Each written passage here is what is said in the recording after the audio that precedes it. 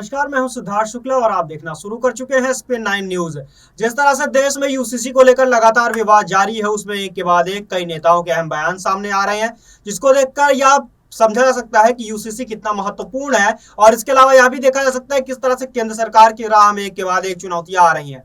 जिस तरह से साफ हो चुका है कि यूसीसी के राह में मुस्लिम पर्सनल लॉ बोर्ड बिल्कुल अड़ा हुआ है और इस बात को उन्होंने साफ किया हुआ है कि भारत में शरिया सुन्नत के अलावा कोई और कानून मुसलमानों के लिए मान्य नहीं होगा और इसके लिए लगातार मुस्लिम पर्सनल लॉ बोर्ड अपनी मांगों को तेज कर रहा है। साथ ही मोदी सरकार के खिलाफ इस बात को लेकर भी आरोप लगाया जा रहा है कि इससे मुसलमानों के अधिकार देश में छिन जाएंगे और उन्हें एक बार फिर से कहीं ना कहीं अपने शरण के लिए दूसरे स्थानों पर जाना पड़ेगा, यानी कि पलायन करना पड़ेगा इस देश से। लगातार इस बारे में अल्पसंख्यक समुदाय को जिस तरह से गुमराह किया जा रहा है और इसके अलावा भाजपा के नेताओं ने यह साफ कर दिया है कि आने वाले समय में अगर इसी तरह से मुसलमानों को गुमराह किया जाता रहा तो यह काफी अड़चन भरा होगा। अब इन सभी के बाद में जम्मू कश्मीर के और पूर्व कांग्रेस के दिग्गज नेता और फिलहाल जो है डेमोक्रेटिक प्रोग्रेसिव आजाद पार्टी के प्रमुख गुलाम नबी आजाद ने इस पूरे मामले पर एक बहुत बड़ा बयान दिया है। उन्होंने कहा है कि जिस तरह से धारा 370 को हटा दिया गया था जम्मू एंड कश्मीर से, उसकी तरह यह यूसीसी का मुद्दा आसान नहीं होने वाला है,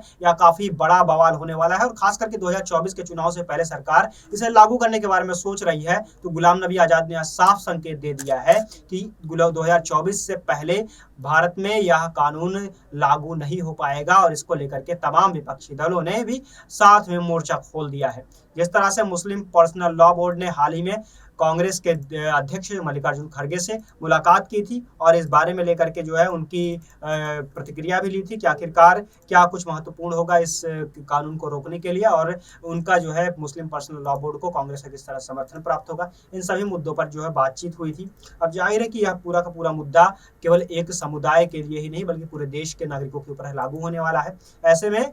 गुलाम नबी आजाद ने यह भी सलाह दी है कि उन्हें भाजपा को इस पूरे मुद्दे पर बहस करनी छोड़ देनी चाहिए और बिल जो है वापस ले लेनी चाहिए। हालांकि इन सभी के बाद भी अब भी यह बात साफ हो चुकी है कि भारत में यूसीसी लागू करने के ऊपर केवल और केवल एक अड़चन सामने आ रही है, वह है मुसलमानों यानी कि मुस्लिमों के अधिकारों की बात और दूसरी बात है आदिवासियों की, जहां पर कहीं लिव इन रिलेशनशिप पे रहने की बातें भी होती हैं आदिवासी कबीलों और समुदायों में, तो कहीं मेलों में अपने शादी के प्रथाओं को शादियों को जो है तय करने की बात होती है, तो कहीं एक से अधिक विवाहों की बात भी होती है आदिवासी समुदाय में। तो ऐसे में यूसीसी के ऊपर लगातार भ्रम की स्थिति बनती जा रही है। हालांकि केंद्र सरकार ने अभी इसके बारे में लेकर के फिर से कोई साफ रुख नहीं अपनाया है कि कैसे इसके पूरे ड्राफ्ट में कैसे इसके नियम बनेंगे और आदि इत्यादि,